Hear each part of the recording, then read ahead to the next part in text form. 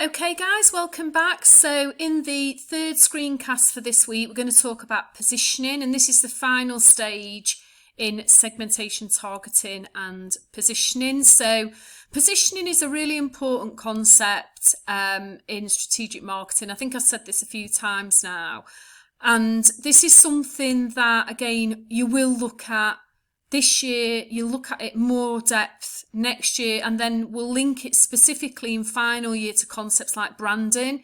So what its role is in terms of developing the organisation's brand image and setting sort of key perceptions and associations around the brand. So we're looking at that specifically in final year. So in today's session, I'm not expecting you to completely get to grips with this concept as a first year, but I'm introducing the idea of positioning to you because it's a key and central theme in both sort of all aspects of marketing, if you like. Okay, so again, let's remember where we're at in the module. So again, we're in this idea of core strategy. So in terms of making a decision about what our positioning is likely to be. So how do we want to be positioned? And then this positioning, and this is really important for you to know as a first year, positioning is executed through the marketing mix. Okay, so in a sort of introduction to marketing level, we just expect you really to understand simplistically what positioning is, and the fact that it's the marketing mix that puts positioning into action, that executes what positioning is. Okay, so let's remember where we are in terms of segmentation, targeting and positioning. So remember, segmentation is our analysis. So this is where we've done an analysis of all the different possible customer segments that are out there. So we've got a good idea of what our options are in terms of who we might attract as customers to our organisation. Stage 2 is targeting, which we looked at in the last screencast. So this is where we make a specific decision about which of those segments that we've identified we are going to target. And remember, what's the toughest part of this? In that last screencast, what did I say is the most difficult decision for a business to make? So just think about that for a second. And what I said was the most difficult decision is to walk away from segments. So it's not really the deciding which segments we're going to target that's the hard decision and that businesses find difficult. The part that businesses find difficult is walking away from what could be some attractive segments in the market. But what we're saying, our argument is that we can't be everything to everybody, and we want to do a really good job of the segments we're targeting, and therefore we have to make the decision to walk away from some. So once we've determined which segments we're going to target, the next stage is how are we going to do that? So how are we going to reach those segments, our target segments, and make sure that we are the most compelling, the most interesting, the most relevant value proposition? And that's called positioning, and that's our strategy. So this is the really important, setting out what our strategy is in being the number one preference for our target segments. Okay, so positioning, as we sort of touched on last time, is the choice of who our target audience is, so where we wish to compete, and how are we going to get into the mind of that customer that we are the best choice, so we're the preferential choice. Essentially, when a customer comes to make a decision about who to choose in their given product category or solution category, we want them to choose us. So we have to be positioned against our competitors in a way that's interesting to competitors and interesting to customers, and we call that our value proposition. So remember, really early on in the module, we talked about those perceived benefits versus the perceived sacrifices that create value and how we balance that equation. Now we're sort of bringing that together to say this is our value proposition in terms of the target audience.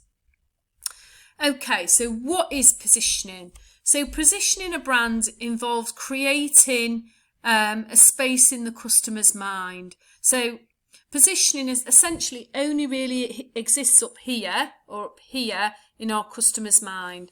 So imagine I said to you, I want you to think about all the chocolate bars that are available in the marketplace, okay? And each of those chocolate bars will occupy a different position in your customer's mind. Okay, so I want you to think about, and they will be based on different criteria, which we'll come to in a second. So positioning concerns the process of creating an image or a perception in the minds of target customers. Now, we often talk about brand image, and we talk about that a lot in our branding modules in final year. And what positioning does is it's not just brand image, so not just what the customer thinks about when they think of your brand, but relative to the competitors. So it's kind of brand image, but relative to who you're competing with. So when you think about those chocolate bars, there'll be ones that you think are healthier, ones that are more environmentally friendly, perhaps organic or ethically sourced. There'll be ones that are more fun, like maybe if you think of Smarties as chocolate confectionery. There'll be ones that you think of when you have a break, like Kit Kats, they're a little bit more biscuit based. The ones that you think of that are tastier, ones that have less sugar in, and so on and so forth. So effective positioning requires us to think about and plan, create sustainable differences which give reason for our target customer segment to choose our brand rather than the competitor one. Okay, so we need to create those differences in the customer's mind so they think that we're the best option when they come to meeting their needs. Okay, so let's look at some different criteria then. So successful positioning is based on these 4 different elements. So clarity, so having a really clear and distinctive position in the mind of the customer. Okay, so it needs to be really clear what we are. It needs to be credible, so believable. So it's no good us saying, we're Smarties, we're the healthiest option for chocolate confectionery, because that's not credible. We know that customers aren't going to believe that. When they look at the sugar content of our product, that's not going to be a believable position. So it has to be credible. We might say we're the most fun and enjoyable, and customers might think, yes, Smarties, we're with you on that one. That's a much more credible value proposition. It needs to be consistent. So if we are positioned as a premium bar of chocolate, our customers won't expect to be able to buy us in Poundland, for example. And when I said that our positioning is executed in the marketing mix, I'll keep coming back to this as we talk about different aspects of the marketing mix over the coming weeks, because we'll have sort of screencast collections on each of those. It needs to be consistently executed. So as I say, it's no good saying, we're premium, but then our distribution strategy suggests that we're kind of lower end or budget, or, essential items, more sort of value, low, sort of those no frills options. And it's got to be competitive. So it's always relative to who we are competing with, which is a really important point. So in many respects, it might be a little bit superlative, but it's comparative. So are we the best? Are we the most ethical chocolate bar?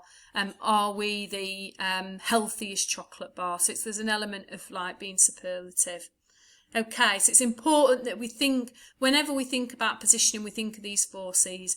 If we look at different authors, different academics, they will come up with different ways of telling us what a successful and effective positioning are, but they're based around the same sort of similar components, really. Okay. So another helpful exercise that we can do to either map where we are positioned at the moment relative to competitors or where we want to be is using what we call positioning maps or perceptual maps. Okay, so let's have a look at a perceptual map. So this is a useful tool for helping us to determine both where we're at the moment relative to competitors or where we might be wanting to be in the future. So what's important is when we do perceptual mapping, the 2 axes here are based on things that the two most important things that influence the customer, the target customer's decision. Okay. If you look in a textbook, you'll often find that positioning maps are based on price and quality. Now, my argument is that those are both kinds of really subjective factors, and they're not always the most important factors when we come to make a choice. Sometimes, as we've said, it may be the most ethically sourced product.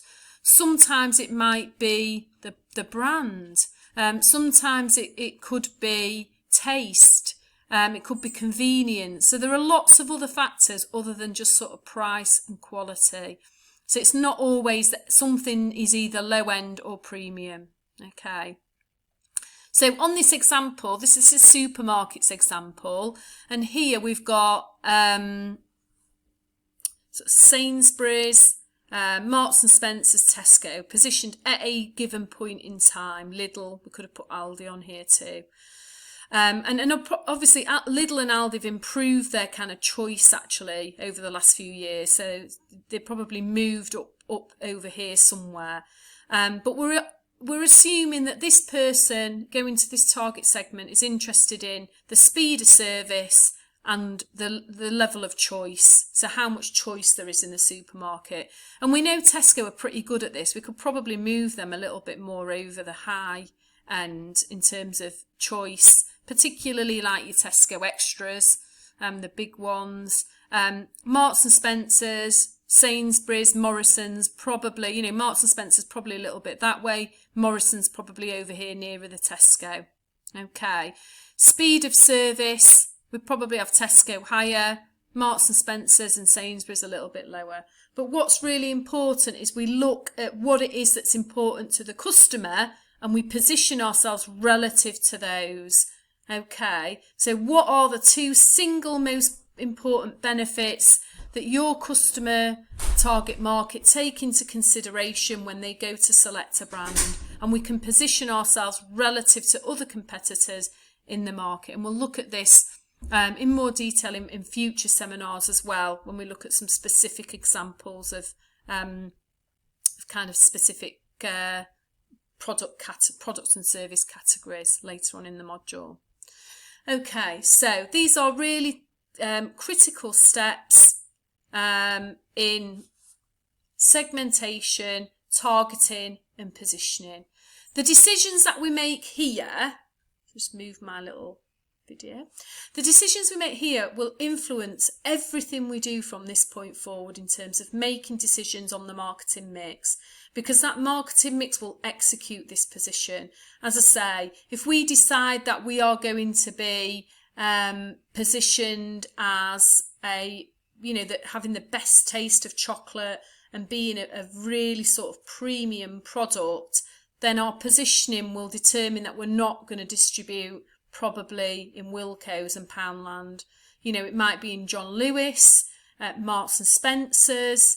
So other brands that are consistent with that image that we want to convey to the target audience. Each segment requires its own unique and specific marketing mix, and we call that differentiated or target marketing. So we really think about the specifics of that group of customers, and what it is that they're interested in, and we develop a marketing mix around that group of customers. Okay. So as I said right at the start of this screencast, the important point here is that positioning is achieved through execution of the marketing mix elements, which we're going to look at over the coming weeks. So product price, place and promotion for a physical product. And we also include physical evidence, people, and processes that we go through for services. So you have those extra 3 Ps for service marketing, which again, we'll look at this later in the module, but it's important that you make that connection between positioning and its execution through those different marketing mix elements. Okay guys, so I hope you've got to grips with that today. As I say, it's an introduction to positioning because this is something that we're going to continue to talk about in your degree, and we'll look at actively and sort of look at it in more depth and detail in future modules on the course.